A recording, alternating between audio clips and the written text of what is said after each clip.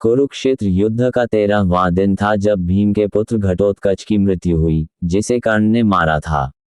अपने भाई दुर्योधन के अनुरोध पर कर्ण ने अपने दिव्यास्त्र से घटोत्कच का वध कर दिया। लेकिन युद्ध कैसे शुरू हुआ और घटोत्कच को कौरवों की सेनाओं को नष्ट करने के लिए क्या प्रेरित किया? घटोत्कच इतना शक्तिशाली क्यों था? घटोत्कच शक्तिशाली था क्योंकि वह पांडव भाइयों में से एक भीम और राक्षसी हिडिंबी का पुत्र था। उसके शक्तिशाली वंश को उसकी ताकत और क्षमता विरासत में मिली, जिससे वह आधा इंसान और आधा राक्षस बन गया। घटोत्कच पांडवों के दूसरे भाई भीम और उनकी राक्षसी पत्नी हिमदिंबी का पुत्र था। वह आधा मानव और आधा राक्षस के रूप में पैदा हुआ था। वह कुरुक्षेत्र युद्ध का एक महत्वपूर्ण हिस्सा था क्योंकि उसके पास युद्ध लड़ने के लिए अविश्वसनीय शक्तियां और ताकत थी। भीम के पुत्र के रूप में वह पांडवों के प्रति वफादार था और उसने कौरवों को हराया। इसके अलावा उसका सिर घड़े के आकार का था, जिससे उसे घटोत्कच के नाम से जाना जाता था। उसके राक्षस होने के कारण उसकी आंखें आग जैसी लाल थीं और वह एक विशाल राक्षस बनने की शक्ति रखता था। वह गायब भी हो सकता था, जिससे वह महाभारत में एक शक्तिशाली योद्धा बन गया।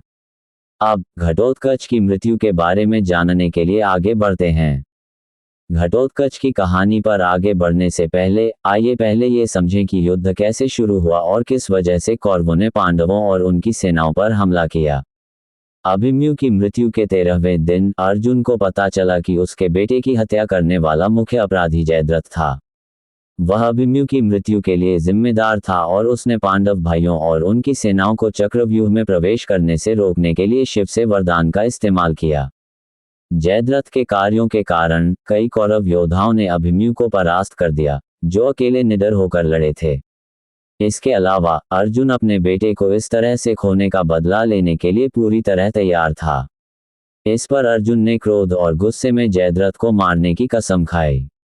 उन्होंने आगे कहा कि अगर वह सूर्यास्त से पहले जयद्रथ को नहीं मार पाए तो वह आग में कूदकर खुदकुशी कर लेंगे।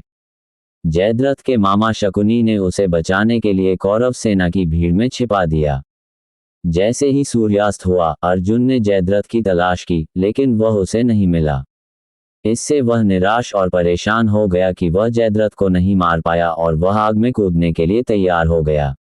इस पर भगवान कृष्ण ने हस्तक्षेप किया और सूर्यास्त का भ्रम पैदा करते हुए सूर्य के सामने अपना सुदर्शन चक्र रखकर सूर्यास्त का झूठा भ्रम पैदा किया। लेकिन शकुनी ने सोचा कि सूर्य अस्त हो गया है और उसने जयद्रथ को बुलाया, जो कौरवों की सेनाओं के बीच छिपा हुआ था। परिणामस्वरूप कृष्ण ने अर्जुन से कहा कि सूर्य पूरी तरह से अस्त नहीं हुआ है और उसके पास अपनी प्रतिज्ञा पूरी करने के लिए अभी भी समय है। अर्जुन ने जयद्रथ पर एक दिव्य बाण चलाया जिससे उसका सिर कट गया और उसका सिर उसके पिता वृद्धक्षत्र की गोद में जा गिरा। युद्ध के मैदान में घटोत्कच द्वारा मचाई गई तबाही। जयद्रथ की मृत्यु के बाद लगभग अंधेरा हो गया था, लेकिन उसकी मृत्यु से दुर्योधन क्रोधित हो गया और इस तरह उसने पांडवों की सेनाओं को मारना शुरू कर दिया। इस तरह युद्ध रात भर चलता रहा, जो सूर्यास्त तक समाप्त होना था। जब युद्ध हो रहा था तब घटोत्कच कौरवों के खिलाफ लड़ने और पांडव भाइयों की मदद करने के लिए युद्ध के मैदान में प्रकट हुआ।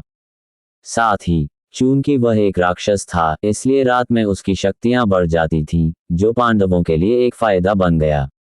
इसके अलावा घटोत्कच ने अपनी असाधारण शक्तियों और क्षमताओं के साथ कौरव सेना पर कहर ढाया। अपनी अपार शक्ति और जादुई स्किल का उपयोग करते हुए उसने कौरव सेना पर विनाश करना शुरू कर दिया, जिससे बहुत अधिक तबाही मच गई। इसके अलावा घटोत्कच की युद्ध भूमि पर उपस्थिति कौरवों के लिए एक कठिन चुनौती थी। उसके भयंकर हमले से उनकी सेना को काफी नुकसान हुआ। साथ ही घटोत्कच की रणनीतिक चाल और अलौकिक शक्तियों ने युद्ध को पांडवों के पक्ष में मोड़ दिया।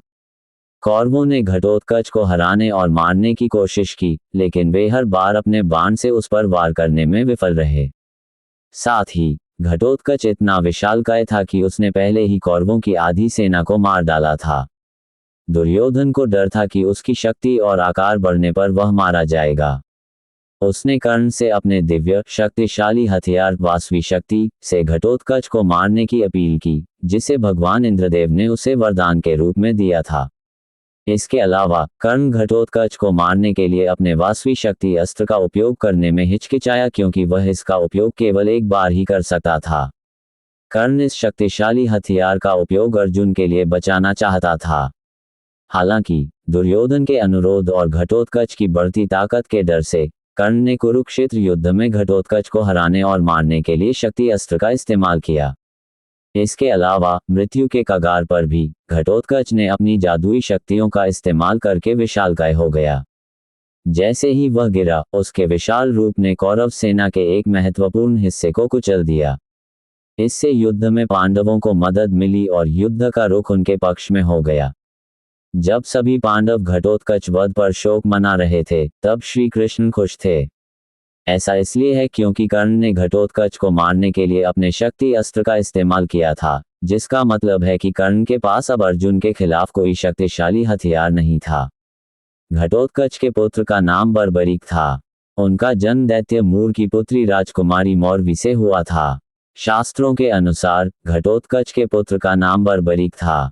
उनका जन्म दैत्य मूर की पुत्री राजकुमारी मौरवी से हुआ था। घटोत्कच का गुरु कौन था? घटोत्कच और गुरु द्रोण में युद्ध शुरू हो जाता है। घटोत्कच गुरु द्रोणाचार्य पर हमला करता है और उन्हें शक्ति से घायल कर अचेत कर देता है। घटोत्कच कौरवों की सेना को समाप्त करने लगता है तो दुर्योधन अलम्बुस को घटोत्कच से युद्ध करने के लिए भेजता है। घटोत्कच को द्रौपदी ने श्राप क्यों दिया था? घटोत्कच के शब्द सुनकर द्रौपदी को भरी सभा में कौरवों द्वारा उनका अपमान करने की घटना भी याद आ गई। इस कारण द्रौपदी कुपित हो गईं और उन्होंने घटोत्कच को शाप दिया कि जिस बल का घटोत्कच को इतना अहंकार है, उस बल को उसे रणभूमि पर दिखाने का मौका ही नहीं मिलेगा। वो बिना युद्ध को लड़े ही मृत्यु को प्राप्त हो जाएगा। मेरी यह जानकारी आपको अच्छी लगी हो तो मेरे चैनल को सब्सक्राइब करें, वीडियो को लाइक करें और कमेंट करें। धन्यवाद। राधे राधे।